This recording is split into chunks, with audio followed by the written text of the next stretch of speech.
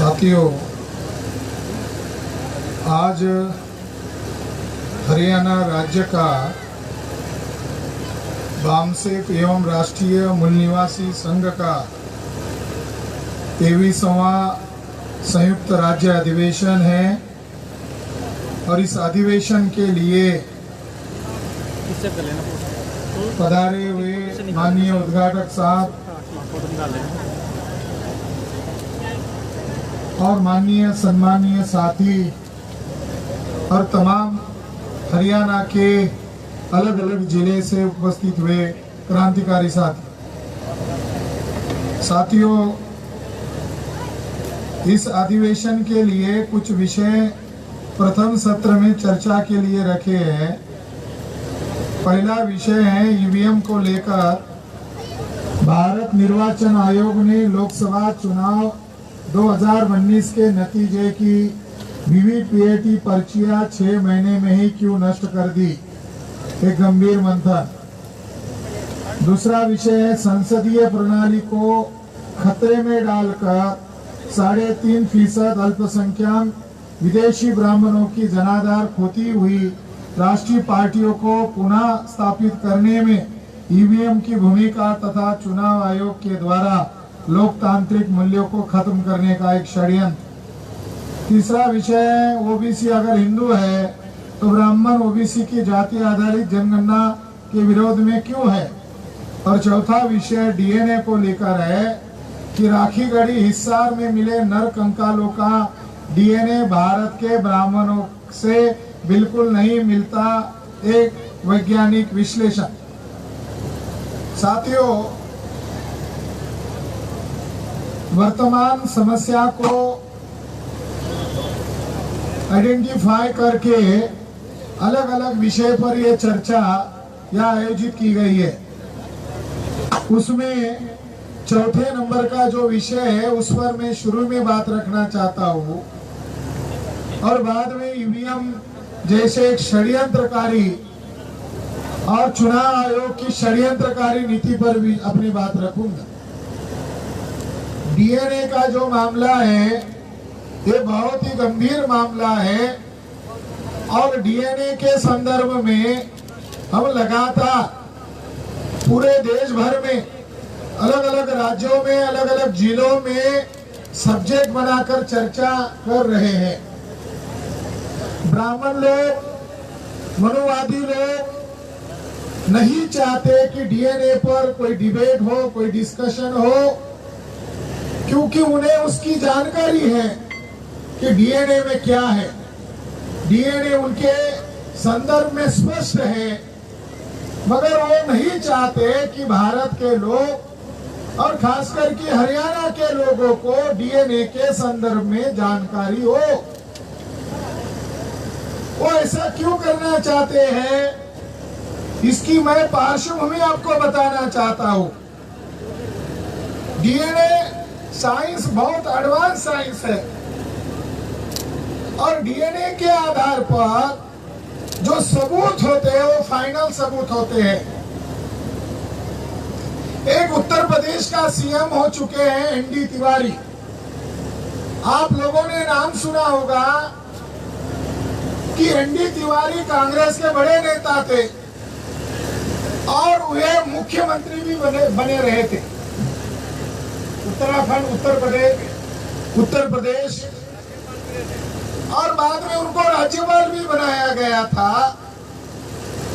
मगर उनकी जीवन की एक महत्वपूर्ण खबर है, वो खबर अगर आपको पता चली या समझ में आई तो मुझे लगता है डीएनए आपको समझ में आसानी से आ जाए।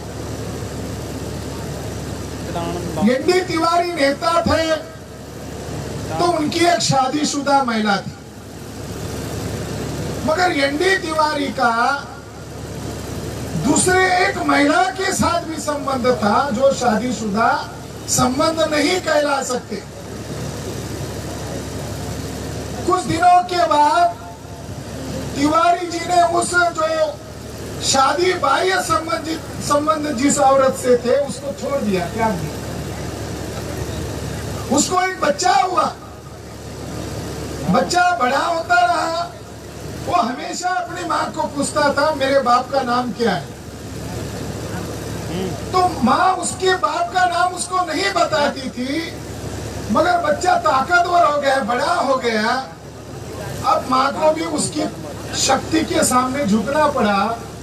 जब बेटे ने कहा मेरे बाप का पता बता दे तो, तब उसने कहा वो जो सीएम है एनडी तिवारी, ये तेरा वास्तविक बाप है।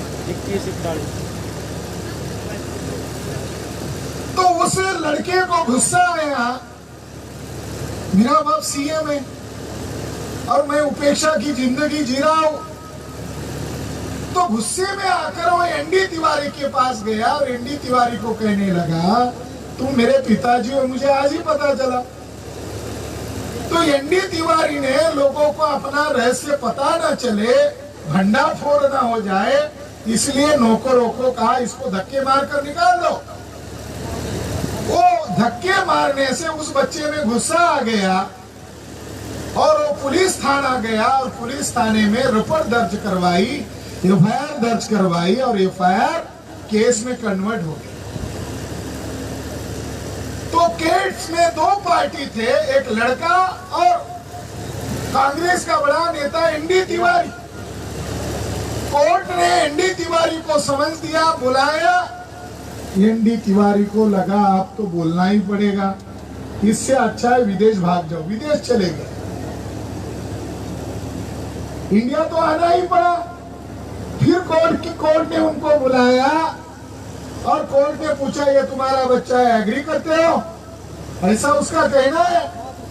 ये तो मानसिक रूप से रुग्ण नहीं है, विक्षिप्त नहीं है, इसको कोई बीमारी तक नहीं है, ये ऐसा क्यों कह रहा है? तो उसने मना कर दिया। तो कोर्ट ने कहा अब मैं मजबूर हूं, ये लड़के का डीएनए टेस्ट किया जाए और एनडी तिवारी का भी डीएनए टेस्ट किया जाए। मजबूर हूं मैं, मुझे फैसला देना है। तो उस लड़के का डीएनए टेस्ट करवाया और एनडी तिवारी का भी डीएनए टेस्ट करवाया, रिपोर्ट आ गया, वो लड़का एकदम 200% सही है, वो लड़का ही सही है, एनडी तिवारी का वो बच्चा है। नाजायज क्यों ना हो, मगर वो बच्चा है।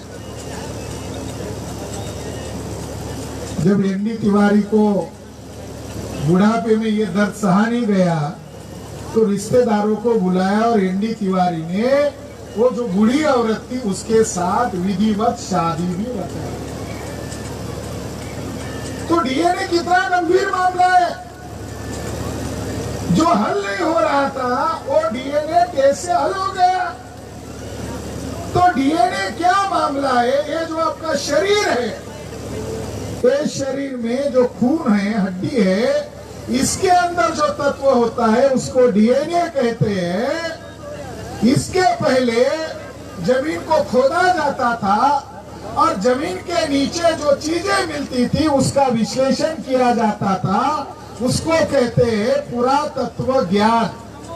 यानी प्राचीन चीजों को ढूंढना, उसका विश्लेषण करना, उसके ऊपर कोई लिखा हुआ है उसकी भाषा को पढ़ना, इसको पुरातत्व कहते हैं। और ब्रिटिश काल में 1922 और 1925 के दरमियान पाकिस्तान जो उस समय संयुक्त भारत था, हड़प्पा मोहनजोदड़ो नगरों का उत्खनन किया गया। तो उस उत्खनन में पुरातात्विक आधार पर सर जॉन मार्शल जिसने ये उत्खनन कार्य किया था, उसने अपने रिपोर्ट में लिखा ये सभ्यता भारत में ब्राह्मण लोग आने के पहले बसी हुई है और इसका कार्यकाल 6000 साल से पुराना है और इसके अंदर ढेर सारे सबूत यहाँ के लोगों के मिले हैं, मगर ब्राह्मणों से संबंधित एक भी सबूत नहीं मिला है। ना यहाँ यज्ञ वेदी मिली है, ना घोड़े का सिंबल मिला है। ब्राह्मणों के एक भी रीति रिवाज से जुड़ी हुई बात सिंधु सभ्यता में नहीं मिली है। ये पुरातात्विक आधार पर 1922 में खोज करके सिद्ध किया गया और सभी ब्राह्मणों ने उस बात को एग्री भी किया। साथियों, जो चीजें खोजी गई उस बात को उन्होंने एग्री भी किया, उन्होंने ऑब्जेक्शन नहीं लिया जैसे आज कर रहे हैं। 1922 में सिंधु सभ्यता की खोज की गई, मगर 1903 में बाल गंगाधर तिलक, बड़ा नेता है ना ब्राह्मणों का, उसने किताब लिखी है जिस किताब का नाम है I teach from Hindi Vedas. इसका अर्थ है भारत ब्राह्मणों का नहीं है, ब्राह्मण बाहर से आए, ध्रुवीय प्रदेश से आए हैं। टाइटल ही है, भारत ब्राह्मणों का नहीं है, ब्राह्मण बाहर से आए हैं। कौन लिखा है? बाल गंगाधर तिलक। अरे ब्राह्मणों, जरा अपना भी इतिहास पढ़ो, अपने पुरखों का इतिहास पढ़ो। उसने लिखा हम बाहरी लोग हैं, हम यहाँ के रहने वाले लोग नहीं है। दूसरा प्रसिद्ध व्यक्ति है पंडित जवाहरलाल नेहरू, भारत का प्रथम प्रधानमंत्री। उसने 2 किताबें लिखी। एक किताब का नाम है डिस्कवरी ऑफ इंडिया, यानी भारत की खोज। पहले ही चैप्टर में लिखा हम ब्राह्मण लोग मूल निवासी भारतीय नहीं है, हम लोग विदेशी लोग हैं। हम जहाँ से आए उस एरिया का नाम काला समंदर है, और वहां से जब हम निकले संभावना 2 उसने बताई। एक, हमारे अंदर झगड़ा हुआ, हमारे अंदर सत्ता को लेकर झगड़ा हुआ होगा, या अकाल जैसी परिस्थिति वहां पैदा हुई होगी, तो हम लोग वहां से घुड़सवारी करते हुए कजाकिस्तान और खैबर खींड के रास्ते से भारत में एंट्री किया। हम लोग विदेशी है। पंडित जवाहरलाल नेहरू कह रहे हम लोग विदेशी है। नेहरू जी अंग्रेजों का विरोध करते करते जेल जाते थे, इसलिए बच्ची को देखने को उनको समय नहीं मिलता था। ब्राह्मण लोग संस्कार को लेकर बहुत चिंतित रहते हैं। बहुजन समाज के लोग अपने बच्चों को संस्कार के मामले में उतने चिंतित नहीं है, क्योंकि ब्राह्मणों ने उनको मानसिक तौर से गुलाम किया है। बच्चा हमारे लोग पैदा करते, नाम पंडित जी रखते। संस्कार का उदाहरण दे रहा हूं। बच्चा हम लोग पैदा करते हैं और नाम दूसरा देता है, संस्कार। तो नेहरू जी को लगा कि मेरे बेटी को, इंदिरा को संस्कार की जरूरत है। तो जेल में रहते रहते नेहरू जी ने इंदिरा को हर महीना खत लिखना शुरू किया। जब वो जेल से रिहा हुए तो उसको लगा ये इतिहास का ये किताब की शक्ल में रख लूं, तो उसने उस किताब की शक्ल में प्रकाशित किया। उस किताब का नाम है लेटर्स टू इंदिरा, यानी पिता के पुत्री के नाम खत। उस किताब में जो खत रूपी किताब है उसमें उन्होंने लिखा, बेटा इंदिरा, हम लोग भारत के मूल निवासी नहीं है, हम लोग विदेशी है, और अब हम लोग इनको शूद्र कहते हैं, नीच कहते हैं, मगर इनके पुरखे ऐसे नहीं थे। हमारे पुरखे जंगली थे और इनके पुरखे 5000 6000 वर्ष पहले दुनिया में लोग नंगे घूम रहे थे, और इनके पुरखे भारत के द्रविड़ मूल निवासी लोगों के पुरखे 10-10 मंजिल के मकान बनाकर रह रहे थे। इनके ऊपर कपड़े थे और हमारे पुरखे नंगे थे, हम भी नंगे थे और दुनिया के लोग भी नंगे थे। ये विकसित लोग हैं। साथियों, ब्राह्मणों को हम विदेशी कहते हैं तो ब्राह्मणों को बुरा लगता है। कुछ लोग कह रहे हैं कि ब्राह्मण को ब्राह्मण मत कहो। हमारे लोगों को वर्ण व्यवस्था में क्षत्रिय, वैश्य, शूद्र बनाया, वर्ण व्यवस्था में सर्वोच्च रखा। हमारे लोगों को 6500 जातियों के टुकड़े में बांटा। हमारे ही मूल निवासी लोगों में से कुछ लोगों को जंगलों में खदेड़ दिया, आदिवासी बनाया, घुमंतु जनजाति बनाया, अछूत बनाया। ये काम जिसने किया उसका नाम तो हमें बताना ही पड़ेगा। जिसने हमको गुलाम बनाया, गुलाम किसने बनाया, ये तो हमारे लोगों को बताना ही पड़ेगा। तो जिन्होंने ये घटिया माल पैदा किया है, ये ब्राह्मण धर्म है, हिंदू धर्म नहीं है, ये ब्राह्मण धर्म है। और ब्राह्मण धर्म में, वैदिक धर्म में ये जो घटिया माल पैदा करने वाले लोग हैं, इनका नाम लेना पड़ेगा। क्यों? क्योंकि हमारे लोगों को दोस्त और दुश्मन की पहचान करनी होगी। हम ही वास्तविक लोग हैं, भाईचारा बढ़ाने वाले हम ही लोग हैं। हम टूटे हुए समाज को, जातियों में बांटे गए समाज को इकट्ठा करने का काम कर रहे हैं। और वो नहीं चाहते इन लोगों को उनके षड्यंत्र पता चले। वो कह रहे हैं कि हमको ब्राह्मण मत कहो। हम भी चाहते हैं कि ब्राह्मण को ब्राह्मण नहीं कहना चाहिए, बल्कि विदेशी ब्राह्मण कहना चाहिए। ब्राह्मण को केवल ब्राह्मण कहने से बुरा लग रहा है तो विदेशी कहना चाहिए। और किसी ब्राह्मण को आपत्ति लगती है तो ब्राह्मण मेरे ऊपर एफआईआर दर्ज कर सकता है। क्यों? क्योंकि डीएनए का मामला है, कोर्ट में जाएगा, डीएनए के आधार पर समाधान होगा। आपके जोर जबरदस्ती पर फैसला नहीं आएगा, डीएनए के आधार पर फैसला होगा। और डीएनए का फैसला वैश्विक लेवल पर हो गया है। केवल भारत के लोगों को इसकी जानकारी, ये जो मीडिया है, ये जो ब्राह्मणवादी मीडिया है, ये इसकी जानकारी नहीं दे रहा है। जब माइकल वामशाद का डीएनए रिपोर्ट आया तो हमको लगा हमारे लोग अंग्रेजी कम पढ़ते हैं, तो हमने पहला डीएनए रिपोर्ट प्रकाशित किया। डॉक्टर माइकल वामशाद का रिपोर्ट 2001 का हमने प्रकाशित किया। ये उसका लिखित दस्तावेज है।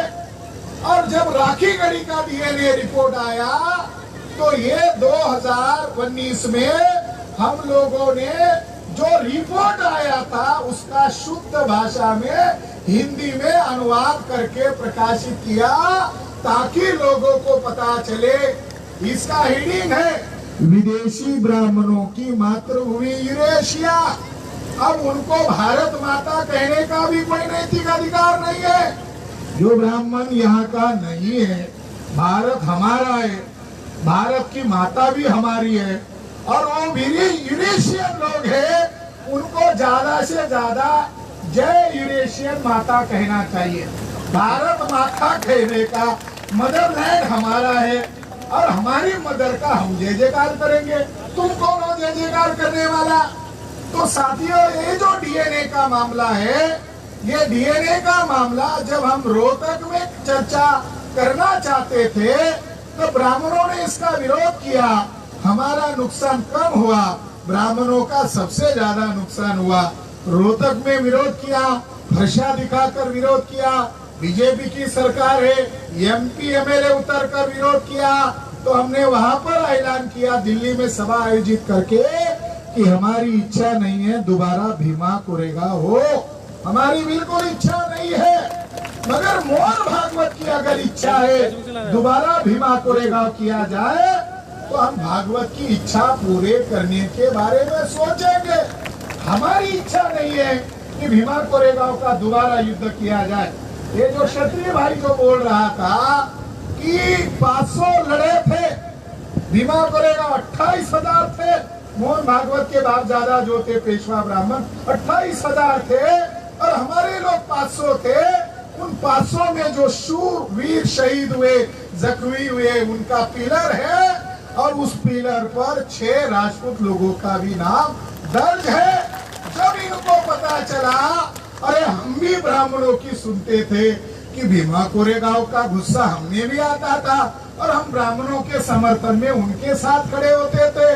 जब उन्होंने कहा कि हमने हमारे पुरखों का नाम पढ़ा और उस समय के SC ST OBC यानी उस समय के तमाम बहुजन लोग और राजपूत लोग इकट्ठा आए, 500 लोग 28,000 लोगों को भारी हुए। इसके लिए भीमा कोरेगांव का 1 अक्टूबर से लेकर 1 जनवरी के दिन जो पूरे देश भर में क्षत्रिय लोगों को कह रहे चलो भीमा कोरेगांव, आपके भी पुरखे उन विदेशी ब्राह्मणों से लड़े थे। मैं सैल्यूट करना चाहता हूँ इन क्षत्रिय भाइयों का जो अपनी वास्तविक इतिहास और वास्तविक धरोहर को समझ रहे हैं। यहाँ जो डीएनए के बारे में चर्चा करते समय मैं कुछ महत्वपूर्ण जानकारी देना चाहता हूं। नंबर 1, 2001 को जो डीएनए टेस्ट हुआ, उस डीएनए टेस्ट में भारत के शेड्यूल कास्ट के लोग, शेड्यूल ट्राइब के लोग, अदर बैकवर्ड कास्ट के लोग, रिलीजियस कम्युनिटी में मुस्लिम, सिख, जैन, लिंगायत, बुद्धिस्ट, सिख, इन तमाम लोगों का डीएनए टेस्ट किया। यहाँ तक महिलाओं का भी डीएनए टेस्ट किया। और वो ये डीएनए टेस्ट अमेरिका के उथा यूनिवर्सिटी के डॉक्टर माइकल बामशाद ने 21 मई 2001 को प्रकाशित किया। टाइम्स ऑफ इंडिया का ब्राह्मण पत्रकार वाशिंगटन में उसको मिलने गया, उसका इंटरव्यू लिया और 21 मई 2001 को टाइम्स ऑफ इंडिया के पिछवाड़े में खबर छपके आई। यानी ब्राह्मण लोगों को वो जानकारी देना चाहते थे, फ्रंट पेज पर नहीं दिया, पीछे वाले पेज पर दिया। यानी पिछवाड़े में खबर दिया, फ्रंट पेज पर नहीं दिया। उसका हेडिंग है कि भारत में रहने वाले ब्राह्मण लोगों का डीएनए विदेशी। देखो कितनी इंपॉर्टेंट खबर है। ब्राह्मण लोगों ने पहली बार अच्छी खबर बनाई, मगर उसकी खबर ना हिंदी में बनाई, ना गुजराती में बनाई, ना भारतीय भाषा में बनाई, केवल अंग्रेजी अखबार में छापी। अंग्रेजी पेपर तो वही लोग पढ़ते, उनको पता चल गया अरे हम लोग तो विदेशी है। अब ये बात दूसरों को मालूम नहीं होनी चाहिए। अब हमको ज्यादा पॉलिटिकल सत्ता लेनी पड़ेगी, ज्यादा बम ब्लास्ट करना पड़ेगा, ज्यादा झगड़े लगाने पड़ेंगे। 2001 के बाद ज्यादा फसाद हुए, 2001 के बाद जाति जाति में ज्यादा टकराव किए गए, 2001 के बाद ज्यादा बम ब्लास्ट किए गए। तो ये अचानक नहीं हुआ। उनको लगा ये बात 6 लाख गांव में अगर फैल गई तो भारत में दिसंबर 2001 के पहले चले जाओ अंग्रेज, उसी तरह चले जाओ ब्राह्मण।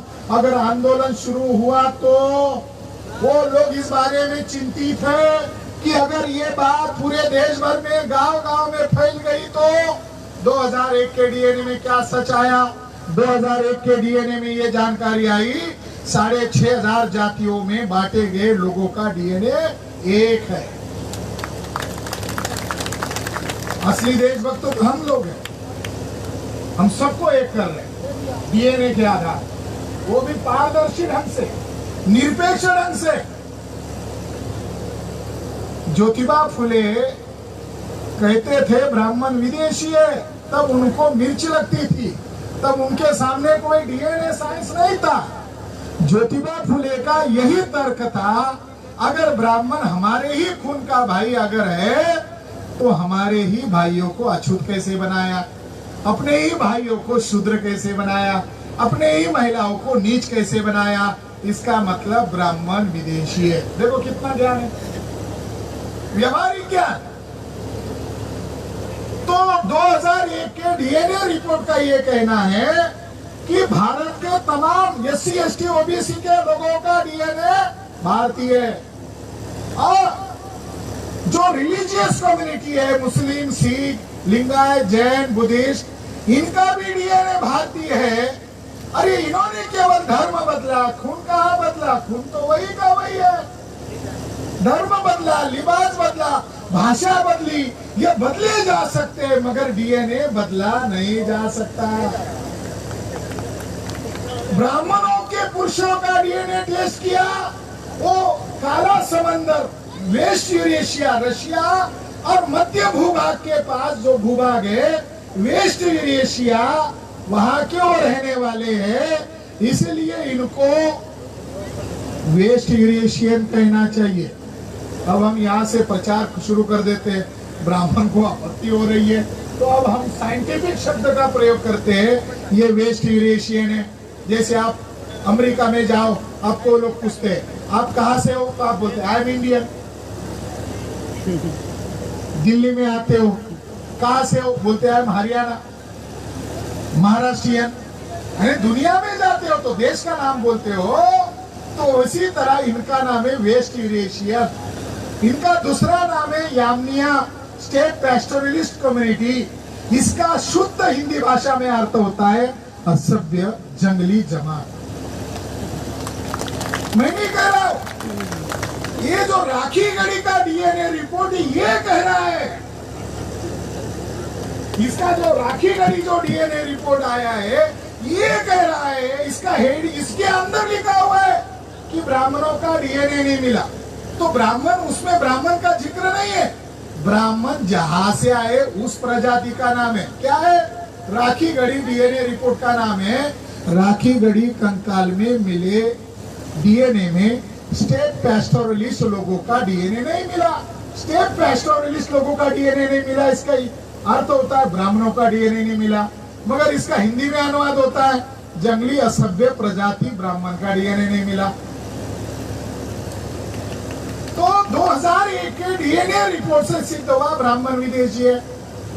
मगर उसकी जो औरतें थी, उसकी जो महिलाएं थी, उसका डीएनए भी उनके पुरुषों के साथ नहीं मिला। उनकी महिलाओं का डीएनए जहां उनके पुरखे रहते वेस्ट यूरेशिया, वहां के महिलाओं के साथ मैच नहीं हुआ। तो माइकल बामशाद ने ढूंढ तो लिया ब्राह्मण विदेशी है, मगर उसको सवाल खड़ा हुआ ब्राह्मण तो पुरुष विदेशी है, महिला कहां से है? तो वो ढूंढते ढूंढते उसको और एक सच पता चला, और वो सच है ब्राह्मण ने जातियां कैसे पैदा की। महिलाओं को हथियार बनाकर ब्राह्मणों ने जाति व्यवस्था का निर्माण किया। ब्राह्मण की महिलाएं जो है वो मूल्यवासी महिलाएं हैं। उसका जो डीएनए है, माइटोकॉन्ड्रियल डीएनए जो है, वो भारत की महिलाओं के साथ मैच होता है। पुरुषों के साथ, ब्राह्मण पुरुषों के साथ मैच नहीं होता है। कल जाकर ये देशव्यापी मूवमेंट अगर शुरू हो गई तो ब्राह्मण औरत भी सोचेगी, अरे मेरा डीएनए अगर भारतीय है तो मैं खामखा ब्राह्मणों के साथ खड़ी हूँ। अगर ये आंदोलन जन आंदोलन हो गया तो ब्राह्मण औरतें अगर ब्राह्मण पुरुषों के खिलाफ मोर्चा खड़ी करती है तब हमारा उनको समर्थन रहेगा, क्योंकि लड़ाई का मामला है। आए थे घोड़े से, औरतें लेकर नहीं आए थे। साथियों, उस डीएनए रिपोर्ट ने यह सिद्ध किया कि ब्राह्मण लोग विदेशी होने के कारण उन्होंने यहाँ के मूल निवासी लोगों को जातियों में डिवाइड करके राज किया। यही वजह है, ये जो जाति व्यवस्था है, जाति व्यवस्था में सर्वोच्च ब्राह्मण है और सभी लोगों को वो इस्तेमाल कर रहा है। तो जाति हमारी पहचान नहीं है, ये विदेशी ब्राह्मणों ने हमें गुलाम घोषित करने के लिए दी गई पहचान है। हम एससी है ये कहते हैं, हम एसटी है ये कहते हैं, हम ओबीसी है ये कहते हैं। अब हमें कहना चाहिए हम मूल निवासी है। अभी लड़ाई दो ही वर्ग में होगी, एक विदेशी और मूल निवासी। इसलिए माइकल बामशाद के डीएनए ने ब्राह्मण विदेशी है ये तो सिद्ध किया, मगर उन्होंने जातियां क्यों पैदा की ये भी सिद्ध किया। ये जो राखीगढ़ी का डीएनए रिपोर्ट आया, इसमें क्या बात आई है? इसमें ये बात आई है और एक है कि ब्राह्मण लोग अपने देश वेस्ट यूरेशिया से कब निकले थे, क्योंकि उनको मिट्टी के अंदर हड्डियां मिलना शुरू हुआ, तो हड्डियां समय बता रहा है। तो उनका ये कहना भी कि ईसा पूर्व 3300 में वो अपने भूभाग से निकले थे, वेस्ट यूरेशिया से निकले थे। ईसा पूर्व 3300 का मतलब होता है आज से 5300 वर्ष पहले ये जो आक्रांता लोग हैं, विदेशी लोग हैं, यामिया लोग हैं, स्टेट पैस्टोरलिस्ट लोग हैं, अर्थात ब्राह्मण लोग हैं, ये अपने देश से निकल पड़े और भारत में आते आते उनको समय हुआ ईसा पूर्व 2000 से 1700 के बीच में आए, यानी आज से 4000 वर्ष पहले आए।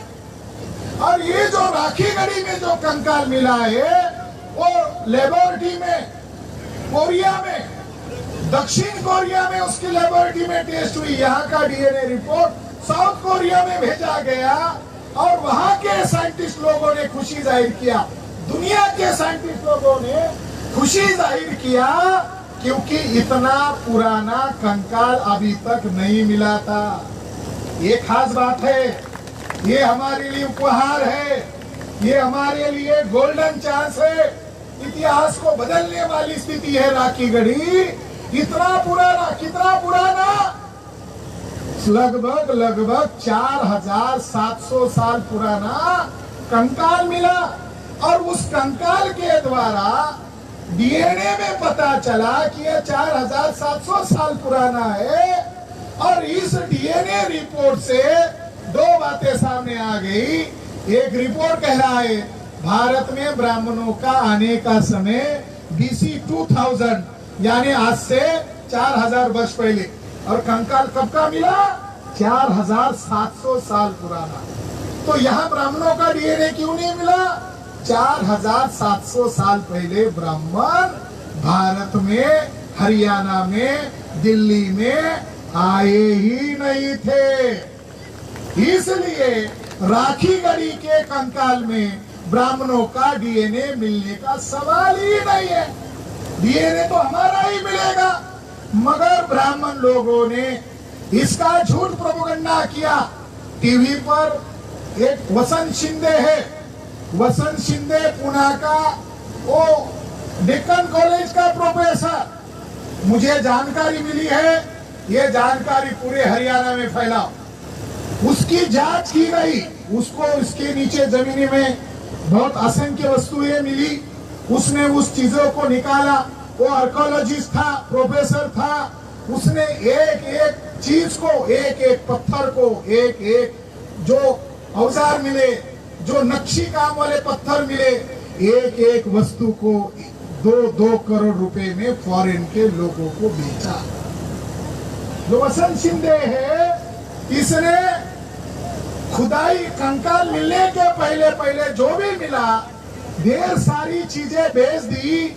ये जानकारी उसके साथ रहने वाले व्यक्ति ने मुझे बताई और रिकॉर्ड बताई। मैंने कहा ये बोलूंगा तो रिकॉर्ड होना चाहिए। जब उसकी सीबीआई के द्वारा जांच कराई गई तो सीबीआई के द्वारा ब्राह्मणों ने उसको मैनेज किया कि जो तुमने चीजें बेची है तुम जिंदगी भर हवालात में सड़ोगे। ऐसा करो, इसके अंदर कोई महत्वपूर्ण चीज मिलेगी तो ब्राह्मण यही के है, ऐसा तुम प्रचार करो तो फिर तुम्हें हम बड़े बड़े बख्शीश देंगे। वसंत शिंदे को ऐसा ही हुआ। वसंत शिंदे ब्लैकमेल किया गया और ब्लैकमेल करने के बाद टीवी चैनल पर बोलता रहा ब्राह्मण भारत से बाहर से नहीं आए, वो यही के मूल निवासी है। बोलता रहा। जब हमने उसको लीगल नोटिस भेजी, फिर मैसेज भेजा, अरे यार बानसेब के लोग मेरे पीछे क्यों लगे हुए। जब उसको लीगल नोटिस भेजी तो पीछे से वो चिल्लाने लगा, मगर उसने अभी तक उसका जवाब नहीं दिया है। उसके खिलाफ हम केस दर्ज कर सकते हैं अभी भी।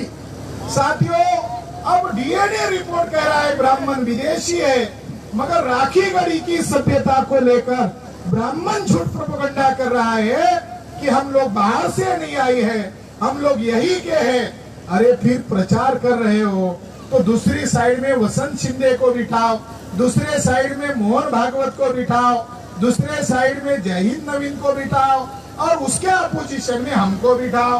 तो दोनों की टीवी पर डिबेट होने दो, दोनों को सबूत मांगो, दोनों को तथ्य मांगो और टीवी डिबेट पर ही फैसला कर दो। ये बात ब्राह्मण लोगों को करना चाहिए। अगर उनको पास तुरम खान लोग हैं, तथाकथित विद्वान है, साइंटिस्ट लोग हैं, तो एक ब्राह्मण मोहन भागवत को बिठाओ और उसके सामने वामन मेश्राम या मुझे बिठाओ।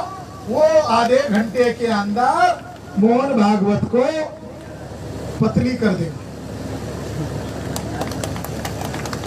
ये सच्चाई बात बोल रहा हूं। मगर अब ये चर्चा हम क्यों लगा रहे हैं यहाँ इस राज्य अधिवेशन में? उसका मकसद ये है कि आप जब उस साइट पर जाओगे वहां पर एक बोर्ड लगा हुआ है और वो बोर्ड पर लिखा हुआ है कि ये आर्य वैदिक सरस्वती सभ्यता है।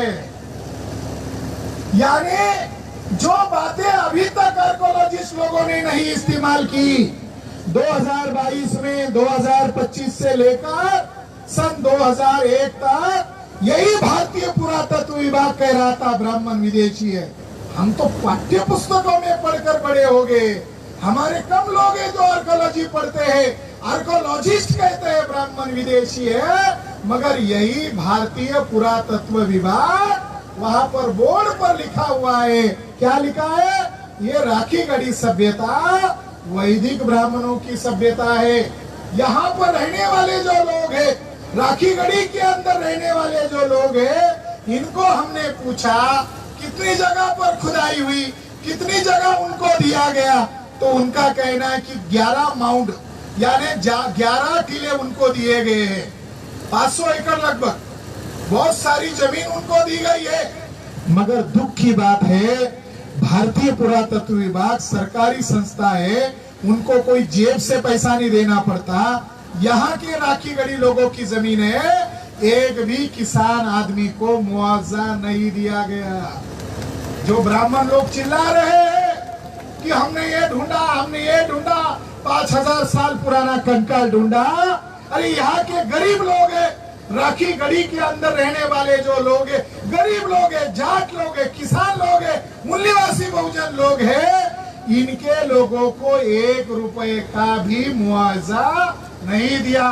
यहाँ पर राखीगढ़ी के लोग होंगे, मेरी बात गलत है तो बताओ, कोई राखीगढ़ी के लोग हाथ ऊपर करो जो ये बता सकते हैं क्या आपको 1 रुपया दिया? सरकार ने आपको कुछ पैसा दिया?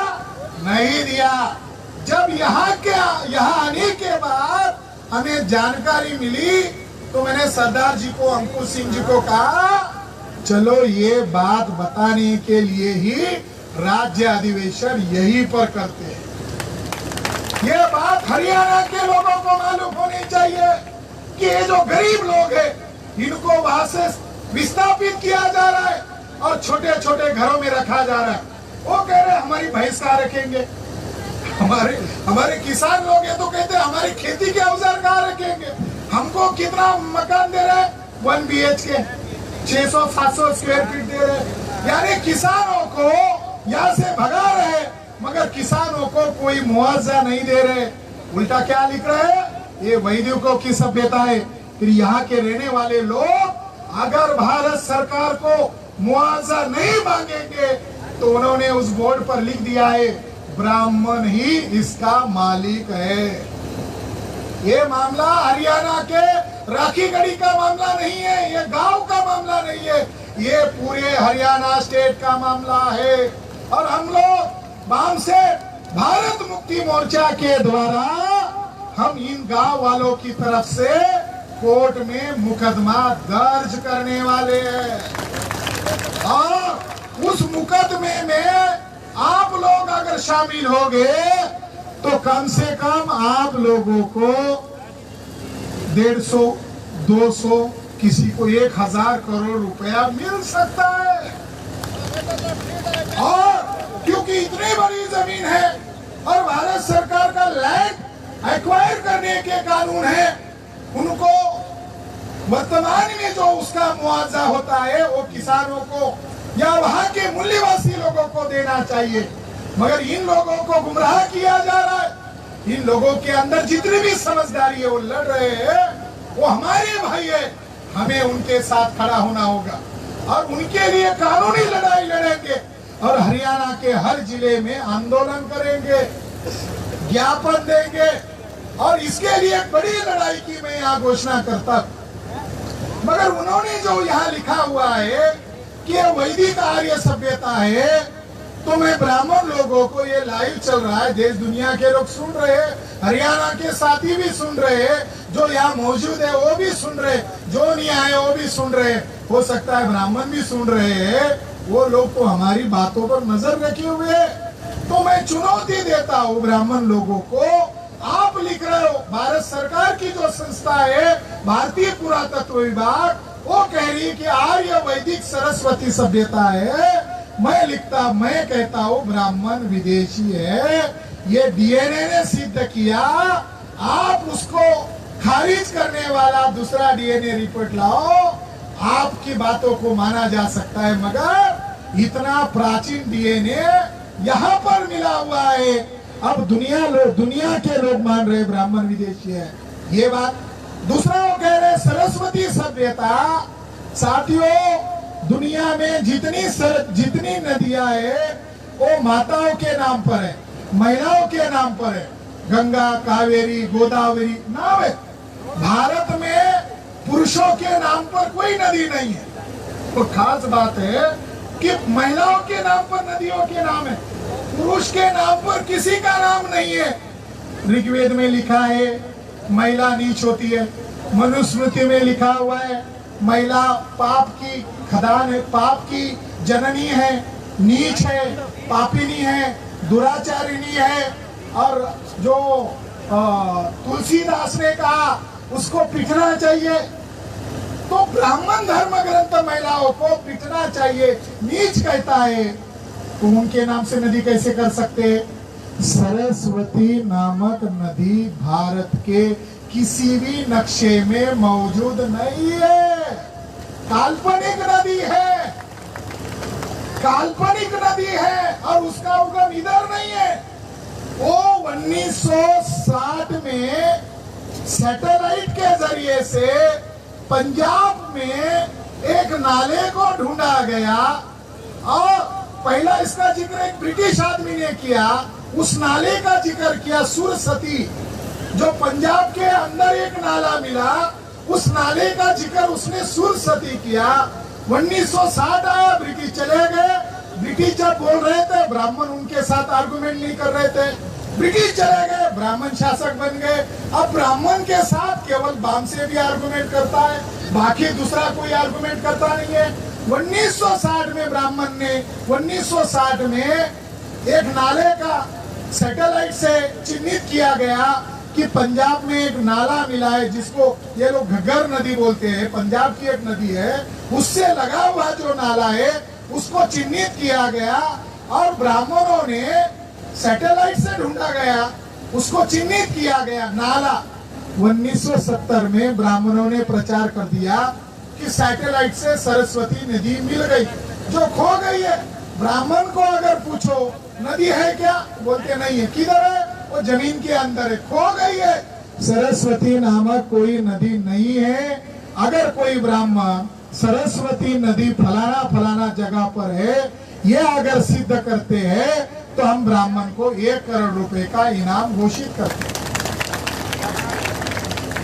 क्योंकि ये ब्राह्मण इसको वैदिक सभ्यता कह रहे, उनकी बात को खारिज करना होगा, उनकी बात, झूठी बात को रोकना होगा। ये काल्पनिक नदी है, मगर ये सिंधु सभ्यता की धरोहर है, हमारी मूल निवासियों की धरोहर है। और इसको बचाने के लिए साथियों, हमें इसके लिए लोगों के अंदर जागरण करना होगा, प्रचार और प्रसार करना होगा।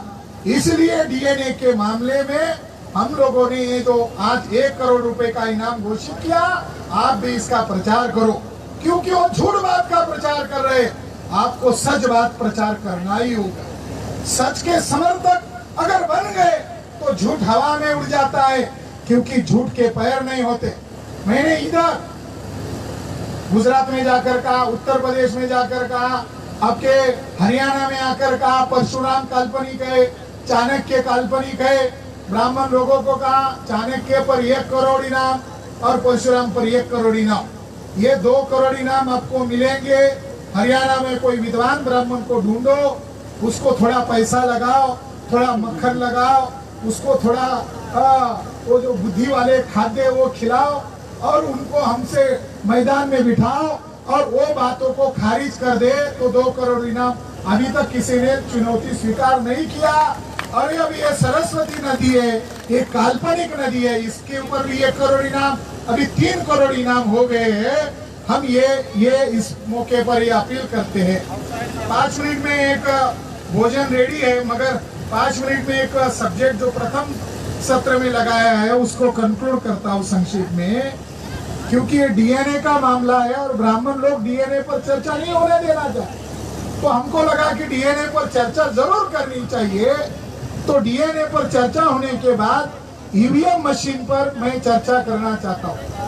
ईवीएम मशीन जो है ये शैतान है। दुनिया वालों ने ईवीएम मशीन को बनाया, जिस देशों ने ईवीएम मशीन को बनाया उन्होंने उसको रद्द घोषित कर दिया है। साथियों, ईवीएम मशीन को असंवैधानिक घोषित किया है उन देशों के लोगों ने, और वहां थप्पे लगाने वाला जो पर्ची का जो तंत्र है, पर्ची से वोटिंग होता है। मगर भारत एकलौता ऐसा देश है जहां ईवीएम मशीन से चुनाव किए जाते हैं और ईवीएम मशीन में गड़बड़ी होती है। ये बात 8 अक्टूबर 2013 को सुब्रमण्यम स्वामी के फैसले में जज ने फैसला दिया। 8 अक्टूबर 2013 को जो फैसला आया, जैसा डीएनए की खबर को खबर नहीं बनाया, उसी तरह इन ब्राह्मणवादी मीडिया ने ईवीएम की खबर को खबर नहीं बनाया।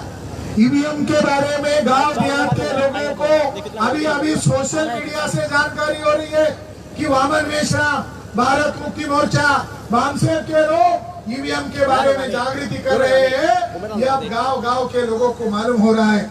ईवीएम मशीन के संदर्भ में सुप्रीम कोर्ट का कहना है कि विदाउट ईवीएम, विदाउट वीवीपीएटी चुनाव संभव नहीं है।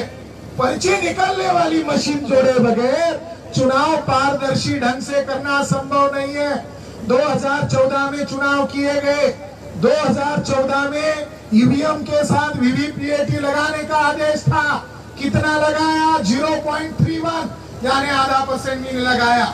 इसका मतलब है बीजेपी ने, आरएसएस के लोगों ने चुनाव आयोग का इस्तेमाल किया और 2014 में ईवीएम घोटाला किया। चुनाव होते ही 9 लाख ईवीएम मशीन को कबाड़ घोषित कर दिया और फेंक दिया। 2014 में जो सबूत ईवीएम मशीन के साथ थे, उस ईवीएम मशीन को ही कबाड़ घोषित करके डिस्ट्रॉय किया। 2014 के बाद 2015 आया। 2015 में माननीय वामन मेश्राम जी ने सुप्रीम कोर्ट में केस दायर किया, कंटेम्प्ट ऑफ कोर्ट की केस दायर किया, और वामन मेश्राम जी का कहना था 2014 के चुनाव में वीवीपीएटी नहीं लगाया। क्या 2019 के चुनाव में विदाउट वीवीपीएटी चुनाव होगा? सुप्रीम कोर्ट को अकल आ गई, जज महाशय को अकल आ गई। उसने सोचा ये फैसला तो हमारा है, हमने आदेश देना चाहिए था, मगर एक भारत का नागरिक, बामसेन का नेशनल प्रेसिडेंट हमारे तरफ आया है, तो हमारे फैसले पर अमल क्यों नहीं हो रहा है? यही तो पूछ रहे हैं वामन मेश्राम जी। इसलिए सुप्रीम कोर्ट ने अपने फैसले का सम्मान करते हुए 24 अप्रैल 2017 को वामन मेश्राम जी की बात को जायज ठहराया और कहा 2019 में जिन मशीनों से चुनाव होगा, 15 लाख ईवीएम मशीन है, तो 15 लाख बूथों पर 15 लाख वीवीपीएटी पर्ची निकलने वाली मशीन लगाओ। चुनाव आयोग ने कहा नरेंद्र मोदी हमें पैसा नहीं दे रहा है। चुनाव आयोग ने कहा पैसा नहीं दे रहा है। वामन मेश्राम जी के समर्थन में जो जजमेंट आया, जो ऑर्डर आया, उसमें लिखा हुआ है कि पैसा अलॉट किया जाए। पैसा दिया गया, वीवीपीएटी से चुनाव होगा। ये ऑर्डर होने के बाद बीजेपी को लगा अब 2014 में चुनाव जीतना संभव नहीं है। उन्होंने कांग्रेस के लोगों को न्योता दिया, अंदरूनी समझौता किया, और उस समझौते के तहत विपक्ष के लोगों ने कहा जितनी भी वीवीपीएटी मशीन लगाई जाएगी 50% गिनती कराई जाए। और इधर उनका जो कांग्रेस का प्रवक्ता था अभिषेक मनु सिंह भी इसको कोर्ट में केस दायर करने को कहा। जज था जस्टिस गोगोई, गोगोई का ब्लैकमेल किया गया। एक औरत ने भी उसके ऊपर छेड़छाड़ी का आरोप लगाया था। जस्टिस गोगोई को अपनी इज्जत की परवाह थी, देश की परवाह नहीं थी। जस्टिस गोगोई ने फैसला दिया किसके समर्थन में? बीजेपी के समर्थन में। वामन मेश्राम कितना केस जीते? 100% वीवीपीएटी की गिनती कराने का। जस्टिस गोगोई ने कितनी गिनती करने का ऑर्डर दिया? मनोज सिंह ने अपील किया 50% गिनती करो। गोगोई साहब ने ऑर्डर किया 2% गिनती करो। ये है घोटाला। यानी चुनाव आयोग, न्यायपालिका और जो सत्ताधारी पक्ष है और ब्राह्मणवादी पक्ष है, इन्होंने मिलकर लोकतंत्र का गला घोट दिया। 2019 में चुनाव हुआ, जहां से नरेंद्र मोदी चुनाव के लिए खड़े हुए, वाराणसी में 11 लाख उनके सीट पर वोटर की संख्या है। कभी ऐसा नहीं होता कि 100% वोट पड़ा हो, चाहे वो राज्य में हो, चाहे असेंबली के चुनाव के लिए हो, चाहे लोकसभा के लिए चुनाव के लिए हो। नरेंद्र मोदी जीत गए, उनके सीट की वोट की संख्या थी 11 लाख, वोट निकले 12,87,000। खुद प्रधानमंत्री के सीट पर 100% ईवीएम घोटाला हुआ। साथियों, भारत में 207 सीट पर जहां वोट जितने डाले गए उससे कम निकले, और 107 सीट पर जहां वोट जितने डाले गए उससे ज्यादा निकले। यानी केवल नरेंद्र मोदी का सीट का घोटाला नहीं हुआ, 100% ईवीएम घोटाला हुआ। और चुनाव के बाद उनकी वेबसाइट पर ये आंकड़े आ गए। चुनाव आयोग को सवाल पूछा, वोटर की संख्या इतनी है, इतने ज्यादा वोट क्यों निकले? वोटर की संख्या इतनी है, इतने कम वोट क्यों निकले? तब उनको लगा ये घोटाला वीवीपीएटी के पर्ची से पकड़ा जा सकता है, आंकड़ों का घोटाला पर्ची से पकड़ा जा सकता है। 4 महीने के अंदर ही चुनाव आयोग ने सारे वीवीपीएटी को, बक्से को जलाकर खत्म कर दिया। ये काम राष्ट्रद्रोह का काम चुनाव आयोग ने किया। चुनाव आयोग लोकतांत्रिक संस्था है, उसको राष्ट्रद्रोही कार्य में नहीं संलिप्त होना चाहिए था। न्यायपालिका को उनका विदेशी ब्राह्मणों का समर्थन नहीं देना चाहिए था। साथियों, कांशीराम साहब ने हरियाणा से DS4 से शुरुआत किया था और यही से नारा लगाया था, वोट हमारा राजकुमारा नहीं चलेगा। हम लोग 85% लोग हैं और ये लोग मिलाओ तो हम 90, 95, 96% लोग हैं। केवल 3.5% लोग विदेशी लोग हैं। उनके साथ 6 राष्ट्रीय दल है और हमारे लोगों के एक भी SC/ST का राष्ट्रीय दल नहीं है, OBC का एक भी राष्ट्रीय दल नहीं है, माइनॉरिटी का एक भी राष्ट्रीय दल नहीं है, राजपूतों का, क्षत्रियों का भी एक भी राष्ट्रीय दल नहीं है। अभी हरियाणा में सभी क्षत्रिय लोग बीजेपी से इस्तीफा देकर बाहर आ रहे, मोहन भागवत के पुतले जला रहे। तब उनको पता चल रहा है ये हम दुश्मनों का काम कर रहे हैं, वो उसको त्याग रहे। मगर भारत में 3.5% ब्राह्मणों के 6 राष्ट्रीय दल है। न्यायपालिका पर कब्जा, कार्यपालिका पर कब्जा, पार्लियामेंट पर कब्जा, मीडिया पर कब्जा। अगर ईवीएम के माध्यम से वो जाटों की पिटाई कर रहे, कुर्मियों की पिटाई कर रहे, पहलवानों की पिटाई कर रहे, हमारी बहनों, माँ बहनों की इज्जत लूटने वालों को प्रोटेक्ट कर रहे हैं, तो इसका विकल्प क्या होगा? अगर चुनाव से तुम्हें हराया नहीं जा रहा है, चुनाव में गड़बड़ी करके तुम जीत रहे हो, तो फिर इसके पास हमारे पास दूसरा विकल्प है। सड़क पर उतरने के अलावा हमारे पास कोई दूसरा विकल्प नहीं है। हमें डरने की जरूरत नहीं है। हम 96-97% है, हमें जगाने की जरूरत है। अरे हम कोई लाठी नहीं चला रहे, कोई तलवार नहीं दिखा रहे, कोई हथियार का इस्तेमाल नहीं कर रहे, केवल जबान का इस्तेमाल कर रहे हैं। जबान का इस्तेमाल करने से ही उनको डर लग रहा है। जिन्होंने जातियां बनाई, उच्च नीचता बनाई, वो कह रहे जातिवाद कर रहे हैं। हम क्या जातिवाद कर रहे हैं? हम तो जातियों को जोड़ रहे हैं, हम तो हमारे टुकड़ों को जोड़ रहे हैं। तो साथियों, आने वाले समय में जन आंदोलन के लिए तैयार होना होगा। एक कहावत है, कौन सी कहावत है? अब बातों से वो नहीं मान रहे हैं तो कल सड़क पर आना होगा। अगर बातों से नहीं मान रहे तो सड़क पर आना होगा। और आज भारत में 31 राज्यों में 550 जिलों में 4,500 तहसीलों में हमारा संगठन फैल गया। जब यहाँ की बीजेपी गवर्नमेंट ने जय हिंद नवीन को आगे करके जब हमारा विरोध किया, तब हमने अपील किया था RSS के हेडक्वार्टर पर जाएंगे। 183 ट्रेन को रद्द कराया गया था नॉर्थ इंडिया और साउथ इंडिया से। फिर भी 4.5 लाख लोग RSS के मुख्यालय पर इकट्ठा हुए थे। ये टेस्ट है कि भारत में सबसे बड़ी अगर कोई ताकत RSS बीजेपी को टक्कर देने वाली कोई संगठित शक्ति है, वो वामसेप है। और वामसेप से अगर ब्राह्मण डर रहा है तो ये हमारे लिए खुशी की बात है, क्योंकि आज तक हमारे लोग डरे डरे रहते थे, हमारे लोग उनसे डरते थे। अब उनको हमसे डर लग रहा है, इसलिए मुगेम्बो खुश हुआ। धन्यवाद। विलास खरात जी को आमंत्रित करता हूं कि हमें अपना संदेश दें। मान्यवर विलास खरात जी।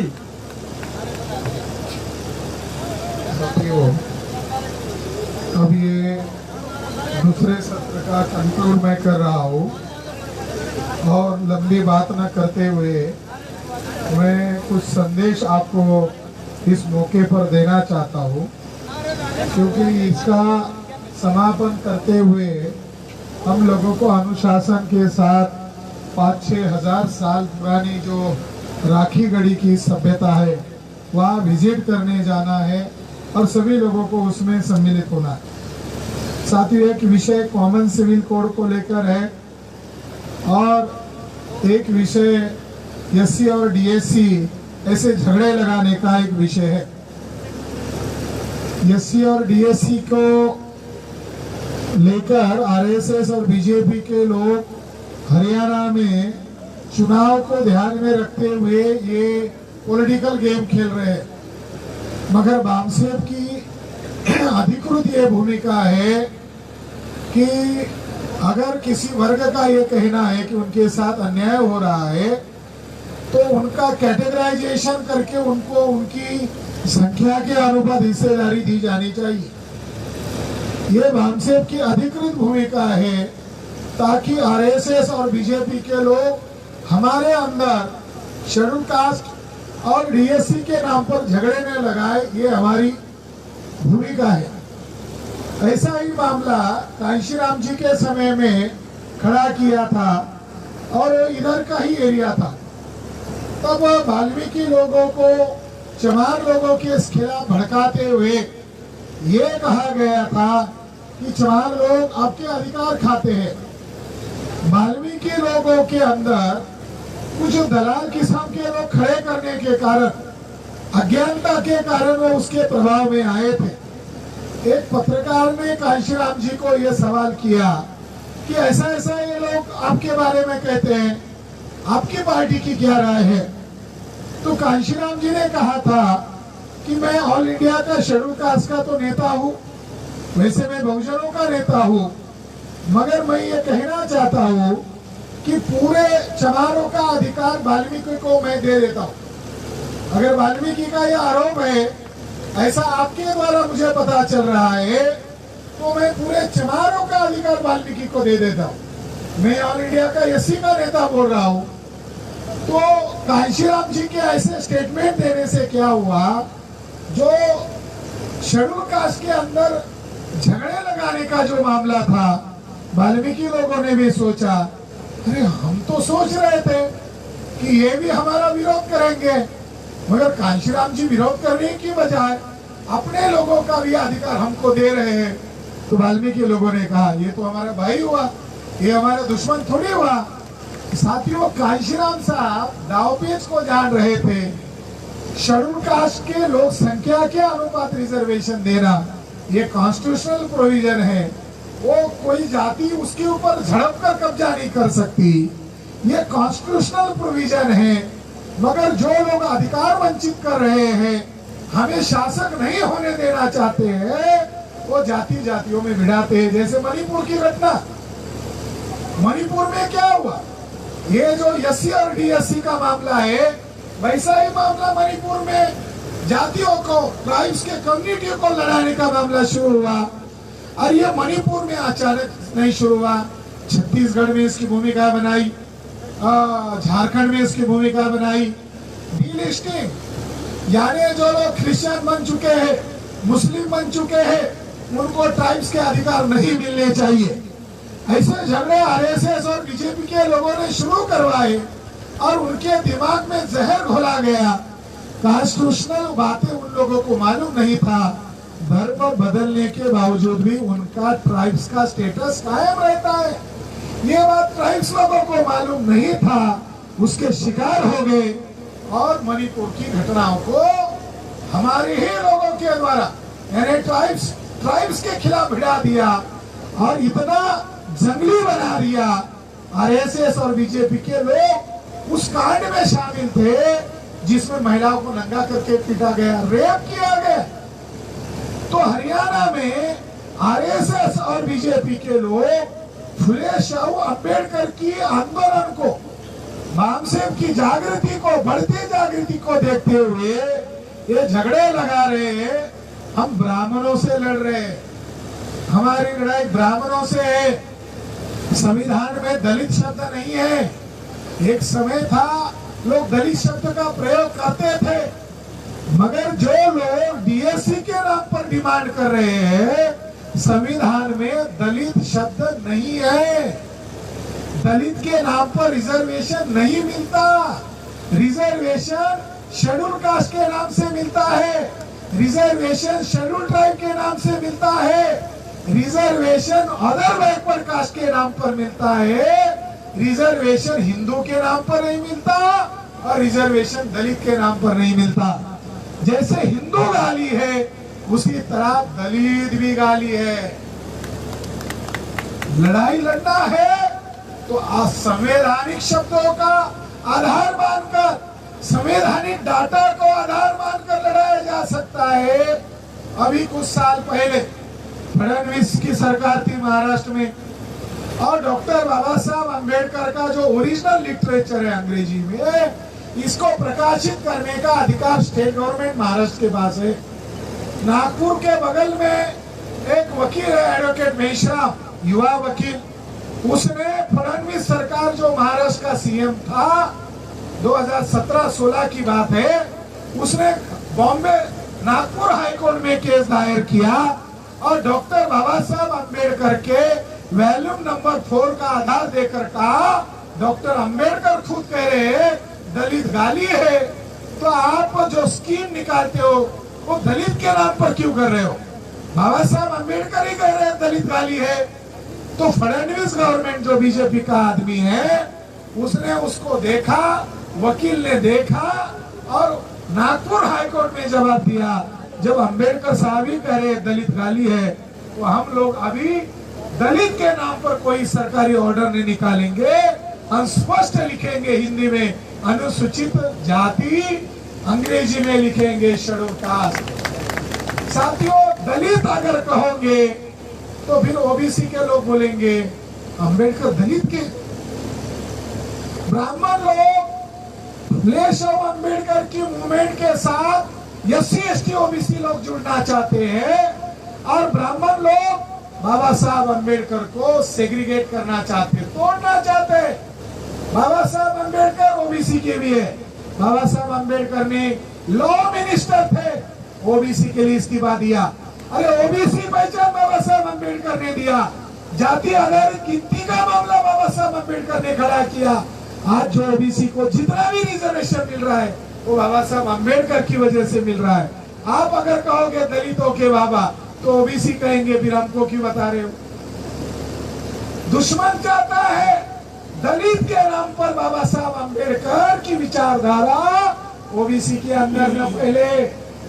दुश्मन चाहता है आदिवासी शेड्यूल कास्ट अलग अलग रहे, जातियों में बटे रहे। महिलाओं को हिंदू कोड बिल दिया बाबा साहब अम्बेडकर ने, इतना सारा अधिकार दिया, महिलाओं को भी मालूम ना हो इसलिए कहते हो दलितों के बाबा, तो महिलाएं भी कहेगी फिर हमारे कहा है। तो दलित शब्द के पीछे ये 1960 में शुरू किया गया शब्द है, ये बाबा साहब अम्बेडकर का शब्द नहीं है। अगर बाबा साहब अम्बेडकर के द्वारा इस शब्द का निर्माण किया गया होता तो कम से कम बाबा साहब ने संगठन तो बनाया होता दलित के नाम से। बाबा साहब ने दलित के नाम से एक भी संगठन नहीं बनाया। पहला संगठन बनाया बहिष्कृत हितकारिणी सभा, दूसरा संगठन बनाया आउटकास्ट पीपल, डिप्रेस क्लास। बाबा साहब ने लंदन में लड़े तो कहा वी आर डिप्रेस क्लास, हम दावे गए लोग हैं। उस लड़ाई के कारण 1935 में सेकंड इंडिया एक्ट बना, तब हमको पहली पहचान मिली शेड्यूल कास्ट।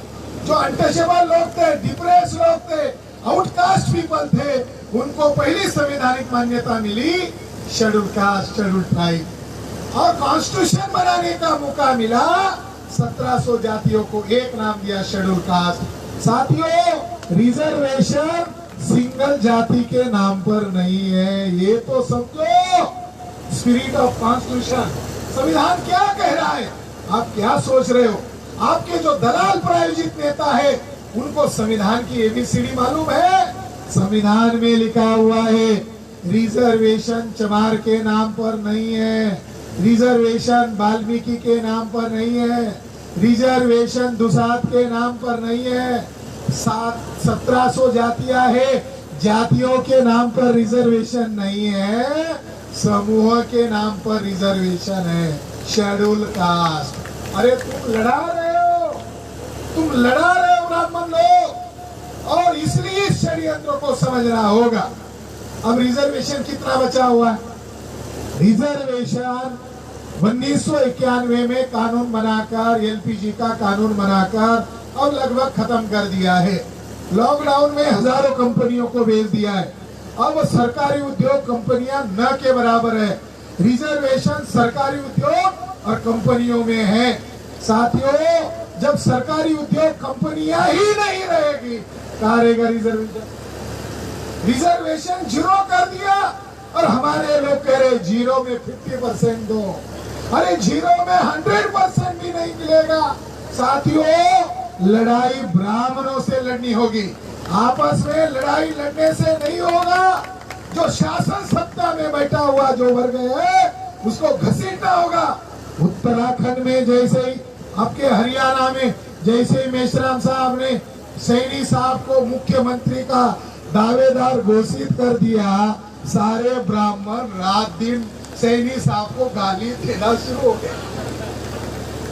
यानी पूछ लगाओ, यानी आप लोग नेता अगर बनाओगे, ब्राह्मण क्या सोच रहा था कि ब्राह्मण के इशारे वाला कोई दलाल मुख्यमंत्री बनेगा, मगर ब्राह्मणों ने वामन मेश्राम का विरोध किया, तो वामन मेश्राम ने उसको आकलन किया। हम लोग इकट्ठा हो रहे हैं, हम लोग जागृत हो रहे हैं। किस लिए हो रहे हैं? उधर नहीं, इधर धरती पर अधिकार चाहिए, शासन सत्ता में अधिकार चाहिए।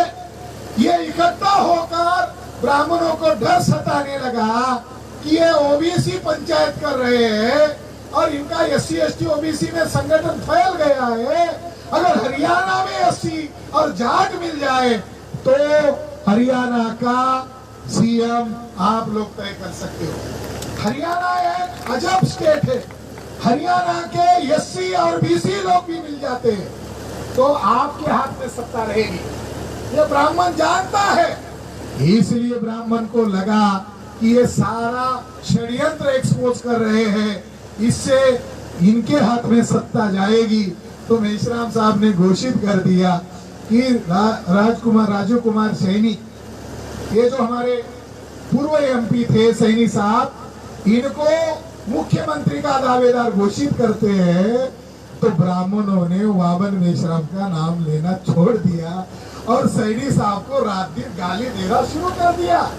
गाली देने के पीछे मकसद क्या था कि ये एससी और ओबीसी का गठबंधन हो गया है और ये कल जाकर सत्ता में बैठने वाले हैं। आपस में लड़ना नहीं है, ब्राह्मण से लड़ना है और सभी लोगों को इकट्ठा करके हरियाणा की सत्ता पर कब्जा करना है। इसलिए जब तक आप शासक नहीं बनेंगे, आपकी समस्या का समाधान दुश्मन करने वाला नहीं। अब देखो, ये सबसे बड़ी समस्या उभर कर आ गई और वो समस्या है कॉमन सिविल कोड। मुसलमानों को लगता है ये उनकी समस्या है। कॉमन सिविल कोड के बहाने आरएसएस के लोग आदिवासियों को हिंदू बनाना चाहते हैं। आदिवासी लोग प्रकृति को पूजने वाले लोग हैं। ब्राह्मणों के बगैर वो पैदा होते हैं, उनका विधि नहीं होता। ब्राह्मणों के बगैर उनकी शादी होती है और ब्राह्मणों के बगैर उनका अंत्य विधि होता है। ब्राह्मण धर्म आदिवासियों पर लागू नहीं है।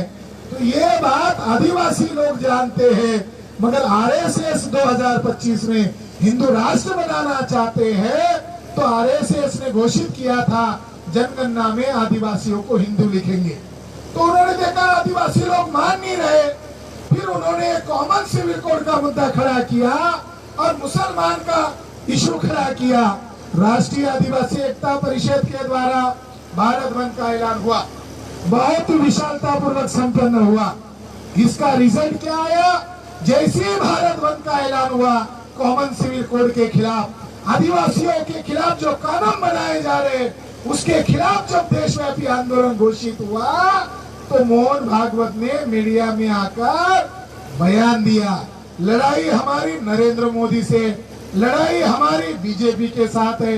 बयान किसको देना चाहिए था? प्रधानमंत्री नरेंद्र मोदी को, मगर वो कैसा है? चुप है। बयान कौन दे रहा है? ब्राह्मण भागवत दे रहा है। यानी असली सत्ता किसके पास है? आरएसएस के पास है। हमारी लड़ाई बीजेपी के खिलाफ थी। बयान देने के लिए प्रधानमंत्री को या तो पार्लियामेंट में बयान देना चाहिए था या पब्लिक में आकर बयान देना चाहिए था, मगर बयान दिया मोहन भागवत ने। और भागवत ने कहा 2024 के बाद कॉमन सिविल कोड के बारे में सोचेंगे। यह आप लोगों के लड़ाई का नतीजा है। साथियों, जब हमारी ताकत सड़क पर दिखाई देने लगी तो ब्राह्मणों को लगा अरे कहीं भारत छोड़ने वाला आंदोलन में तब्दील न हो जाए, 2024 के बाद सोचेंगे। और बयान में भागवत ने कहा कि कॉमन सिविल कोड आदिवासी बैकवर्ड कास्ट को लेकर नहीं है, कोई लोग भ्रम फैला रहे हैं। वास्तविक मामला मुसलमानों की जनसंख्या को नियंत्रित करने के लिए है। मोहन भागवत बयान दे रहा है। मोहन भागवत ने फिर उसकी दिशा भटका दी मुसलमान के खिलाफ। साथियों, पार्लियामेंट के अंदर, हाउस के अंदर अल्पसंख्यक मिनिस्ट्री की मंत्री है, ये जो मोदी के समर्थन में आती है, खड़ी होती है, ईरानी।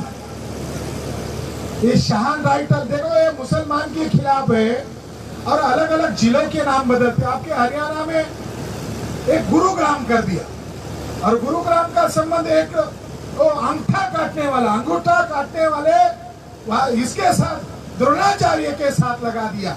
जिले के नाम बदल रहे हैं, राज्यों के नाम बदल रहे हैं। साथियों, बीजेपी वालों ने पहले अपने नेताओं के नाम दुरुस्त करने चाहिए। ईरानी शब्द कहाँ का है? क्या संस्कृत का है? तो ईरान उधर का शब्द है। पहले तो वो ईरानी जो मैडम है, एक्टर है, वो बहुत बड़ी, वो नेता नहीं है, बहुत बढ़िया एक्टर है।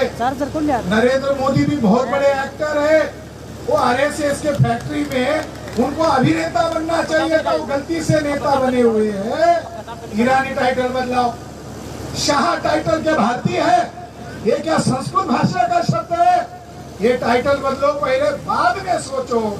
साथियों, स्मृति ईरानी को सवाल पूछा, भारत में मुसलमानों की कितनी संख्या बढ़ी है? नई जनगणना के अनुसार आंकड़े बताइए। स्मृति ईरानी ने पार्लियामेंट के अंदर जवाब दिया कि मुसलमानों की 2021-22 की जनगणना के अनुसार मुसलमानों की वर्तमान में पॉपुलेशन है 19 करोड़ 50 लाख। मुसलमानों के वर्तमान आंकड़े भारत सरकार के अनुसार 19 करोड़ है। और आगे उसने जवाब दिया 2011 की जनगणना में 17 करोड़ थे। यानी 2017 और 2023 के बीच में, 2011 और 2023 के बीच में कितने बड़े हैं? तो उन्होंने जवाब दिया न के बराबर बड़े हैं।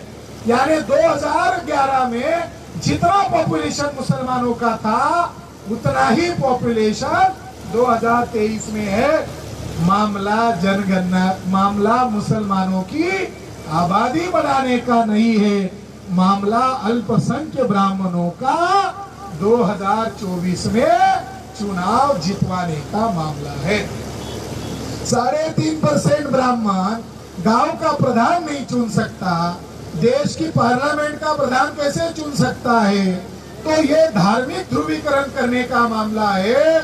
और ये षड्यंत्र को माननीय मेश्राम साहब ने समझा और जब भागवत के मुंह पर लात मारा भारत बंद के द्वारा, तब भागवत ने मुंह खोला 2024 के बाद करेंगे। ये लड़ाई लड़ने का नतीजा। वो आदिवासियों को हिंदू बनाना चाहते हैं, आदिवासी हिंदू नहीं है। शेड्यूल कास्ट के लोगों को हिंदू बनाना चाहते हैं, शेड्यूल कास्ट हिंदू नहीं है। अछूत लोग हिंदू कैसे हो सकते? आदिवासी लोग हिंदू कैसे हो सकते? शूद्र लोग हिंदू कैसे हो सकते? हमारे लोग जब ये बातें कर रहे हैं तो ये क्षत्रिय लोग कह रहे हैं क्षत्रिय भी हिंदू नहीं है। क्षत्रिय होकर है कि हम हिंदू नहीं है। तो क्षत्रियों को ब्राह्मण पूछ रहे हैं, अरे वो लोग बोल रहे हैं, तुम क्यों बोल रहे हो? वो लोग बोल रहे हैं, तुम क्यों बोल रहे हो? तो क्षत्रियों ने कहा, पंडित जी, हिंदू शब्द रामायण में मिलता है क्या? महाभारत में मिलता है क्या? गीता में मिलता है क्या? शिव पुराण में मिलता है क्या? विष्णु पुराण में मिलता है क्या? तो उसने कहा, नहीं मिलता है, फिर भी मत बोलो।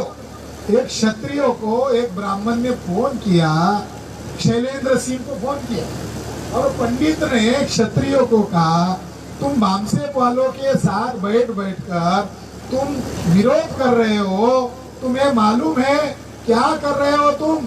अरे बामसेप वाले सही बोल रहे हैं, ब्राह्मण विदेशी गलत कहा बोल रहे हैं, वो एकदम सही है, मगर हम उसको टीवी पर नहीं दिखा रहे, हम उसको अखबार में नहीं दिखा रहे, वो बोलते रहे, पंडित ने कहा बोलते रहे, मगर बात सही कह रहे हैं, तुम उनको साथ देकर वैदिक धर्म को क्यों खत्म कर रहे हो? उसने कहा, हिंदू धर्म नहीं, वैदिक धर्म को क्यों खत्म कर रहे हो? तुमको हमारे साथ खड़ा होना चाहिए, तुम्हें इंडिविजुअल क्या लगता हम देंगे। साथियों, क्षत्रियों को भी समझ में आ गया, पार्लियामेंट में ब्राह्मणों का कब्जा, ब्यूरोक्रेट्स में ब्राह्मणों का कब्जा, जुडिशरी में ब्राह्मणों का कब्जा, मीडिया में ब्राह्मणों का कब्जा। क्षत्रियों को भी समझ में आ गया, क्षत्रियों की आंख खुल गई, कल जाकर वैश्यों की खुलेगी। अकेला कौन बचेगा? ब्राह्मण बचेगा। हिंदू शब्द गाली है। कौन कह रहा है? स्वामी दयानंद सरस्वती। स्वामी दयानंद सरस्वती ने सत्यार्थ प्रकाश में पेज नंबर 81 पर लिखा, हे आर्य ब्राह्मणों, तुम अपने आप को हिंदू मत कहो, क्योंकि हिंदू मुगलों द्वारा दी गई गाली है, जिसका अर्थ होता है काला, चोर, डाकू, गुलाम, नीच, कपटी, छली। अरे एक भी ब्राह्मण स्वामी दयानंद सरस्वती के इस किताब पर FIR क्यों नहीं कर रहा है? इस किताब पर पाबंदी की बात क्यों नहीं कर रहा है? साथियों, उस समय चुनाव नहीं थे। 1874 में इसने आर्य समाज बनाया, हिंदू समाज नहीं बनाया। हिंदू शब्दावली का प्रयोग 1918 के बाद शुरू हुआ। जाट लोग हरियाणा में सिख बनने लगे, क्योंकि इनको अधिकार वंचित किया जा रहा था, तो इधर आर्य समाज लाया गया। जाट लोगों का विरोध करने के लिए आर्य समाज लाया गया। आज जाटों की आंखें खुल रही है कि ब्राह्मण लोग कैसे हथकंडे अपनाते।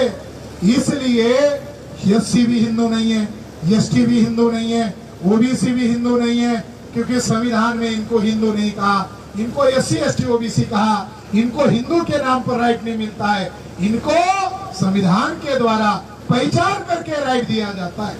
आप लोगों को बात समझ में आ रही होगी, मगर राखी गढ़ी के लोग हैं, आज पहली बार इस कार्यक्रम में आए, शायद उनको ये बात कितनी समझ में आ रही होगी मुझे मालूम नहीं। एक छोटा उदाहरण देकर उनको समझाता हूँ। एक आदमी नागपुर में एक दुकान पर गया, दुकानदार का नाम था मोहन भागवत। वहां नागपुर में एक आदमी एक दुकान में गया, और दुकानदार जो था उसका नाम है मोहन भागवत, और उसके दुकान का नाम है हिंदू जनरल स्टोर, हिंदू किराना की दुकान। तो उस आदमी ने भागवत जी को कहा, भागवत जी मेरी ट्रेन है, जरा जल्दी कीजिए और मुझे 10 किलो हिंदू पार्सल बना के दीजिए। भागवत जी ने अनसुना कर दिया। तो उसने इशारे में कहा, अरे ये जो लिखा हुआ है 10 किलो दो, मेरी गाड़ी छूटने वाली है। भागवत जी आपने तो लिखा है ना हिंदू किराना दुकान, तो मुझे 10 किलो हिंदू पार्सल बना के दो। तो भागवत जी ने हंसते हुए कहा, दुकान का नाम भले ही हिंदू है, मगर दुकान में हिंदू नामक सिंगल चीज भी नहीं मिलती। दुकान का नाम हिंदू है, मगर दुकान में हिंदू नाम की कोई वस्तु नहीं मिलती। तुम सिगरेट पीना चाहते हो, सिगरेट मिलेगा, ठंडा पीना चाहते हो, ठंडा मिलेगा, गरम चाहते हो, गरम मिलेगा, अचार चाहते हो, चावल चाहते हो, अनाज चाहते हो, सब कुछ मिलेगा, मगर हिंदू नामक दुकान में हिंदू नहीं मिलेगा।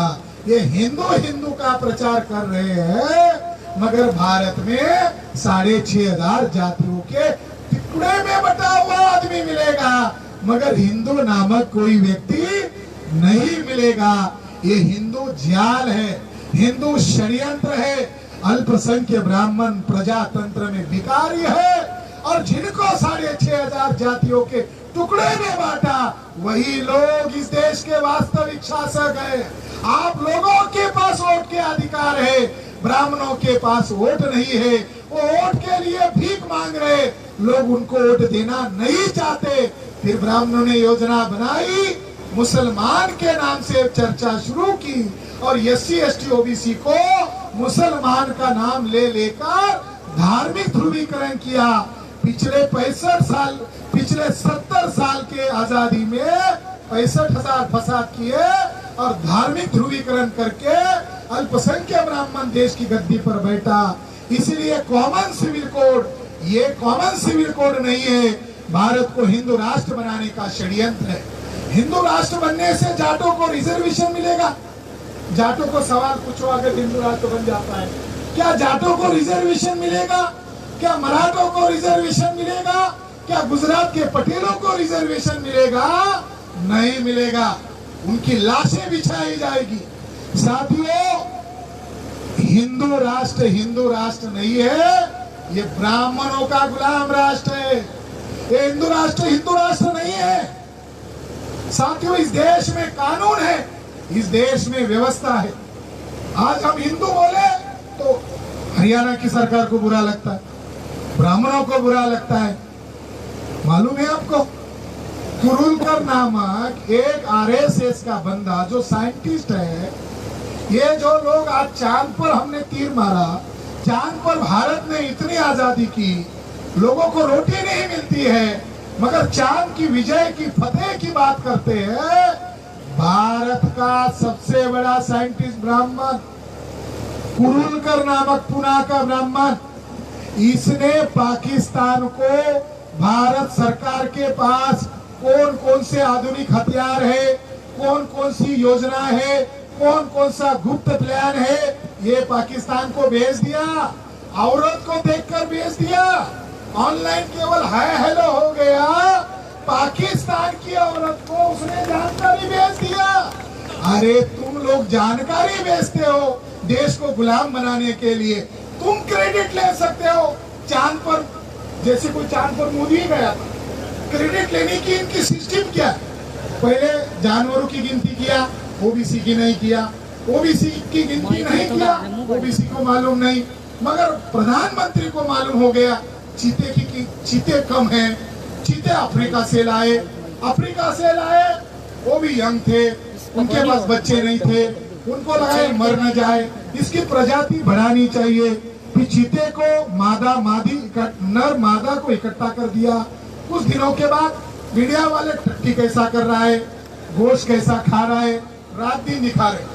2-3 महीने के बाद खबर आ गई कि मादी प्रेग्नेंट है, और ये सारा क्रेडिट नरेंद्र मोदी को है। बड़ा गजब का मामला है। ये भी क्रेडिट तुम लेते हो। चांद पर मोदी गए जैसे क्रेडिट ले रहे, जैसे चांद पर मोदी गए। चीते को, चीता मादी बच्चा पैदा करने वाली, क्रेडिट मोदी को। चांद पर गए, क्रेडिट मोदी को, यानी गिरे भी तो। साथियों, ये लोग, इनका स्वाभिमान नहीं है, ये भारत के लोगों को मूर्ख बना रहे हैं। इसलिए हिंदू राष्ट्र के संदर्भ में भारत सरकार, इनके पास गृह विभाग है, इनके पास IB विभाग है, असली टेररिस्ट लोगों को नहीं पकड़े। टेररिस्ट लोग देश को चला रहे हैं। लेफ्टिनेंट कर्नल प्रसाद पुरोहित कौन है? गली का आदमी है, लेफ्टिनेंट। उसने क्या किया? एक ही जगह बम ब्लास्ट किया। उसने क्या किया?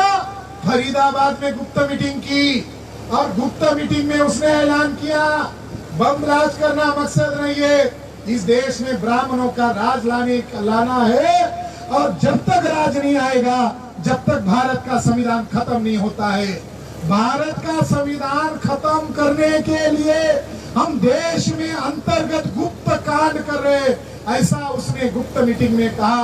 उसने सब स्पष्ट शब्दों में कहा, we will fight this nation, we will fight this constitution because this nation is not hours.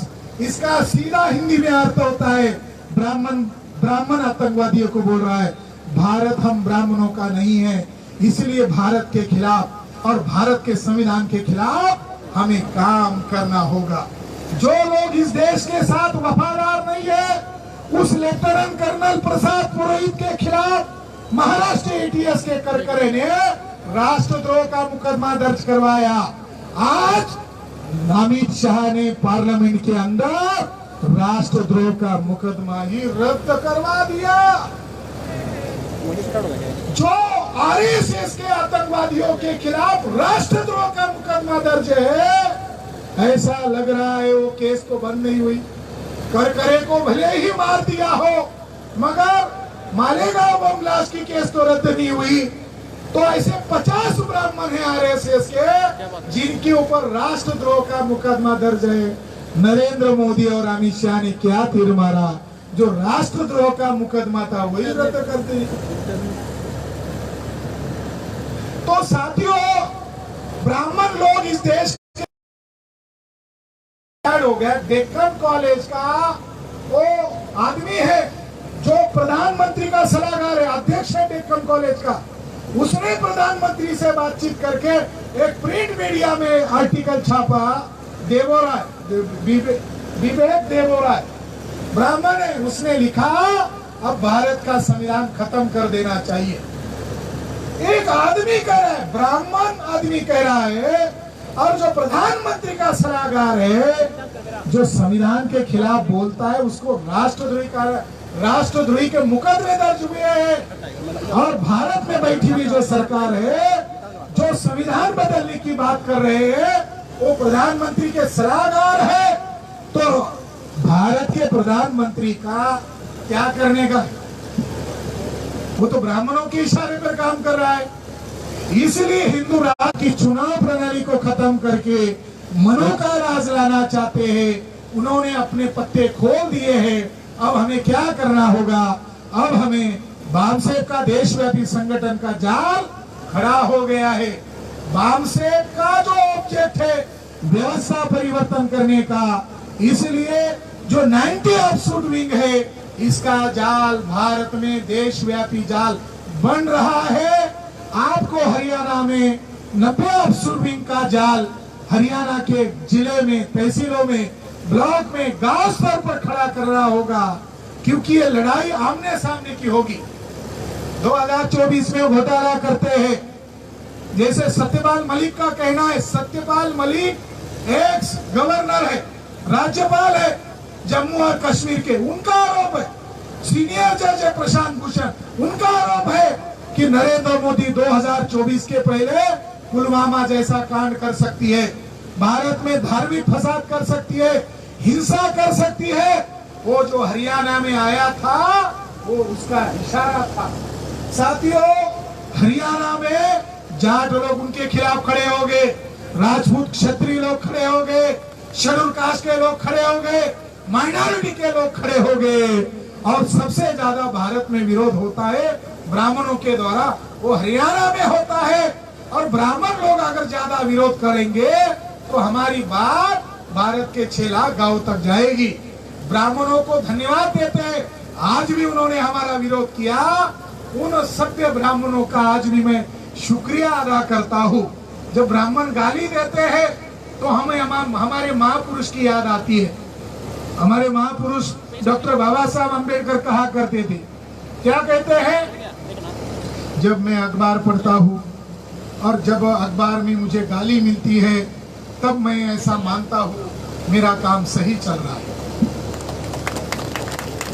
जब मैं सभा में कोई बोलता है इसने आपको गाली दिया तो मेरा काम सही चल रहा है। और जब मैं अखबार पढ़ता हूँ सवेरे सवेरे और मेरे समर्थन में स्तुति करते हैं, वाहवाही करते हैं, तब मैं सोचता हूँ मेरा कुछ गलत तो नहीं हुआ। तो ये जो जो गाली है, ये जो आरोप है, ये हमारे ऊपर पुष्प वृष्टि है। हमारा जीत कब होगा? हमारा जीत तब होगा ब्राह्मण सड़क पर उतरेगा, उस दिन भारत में जन आंदोलन होगा। हम लोग, हमारे लोगों को हम जगा रहे, तो लोगों को बौद्धिक लेवल पर कुछ समझ में आ रहा है, आ रहे बाहर आ रहे, मगर जब ब्राह्मण ज्यादा विरोध करते हैं, हमारा ही आदमी जो हमको गाली देता था कल, मिलकर कहता है मेश्राम साहब सही कर रहे हैं। उसको पूछा क्यों?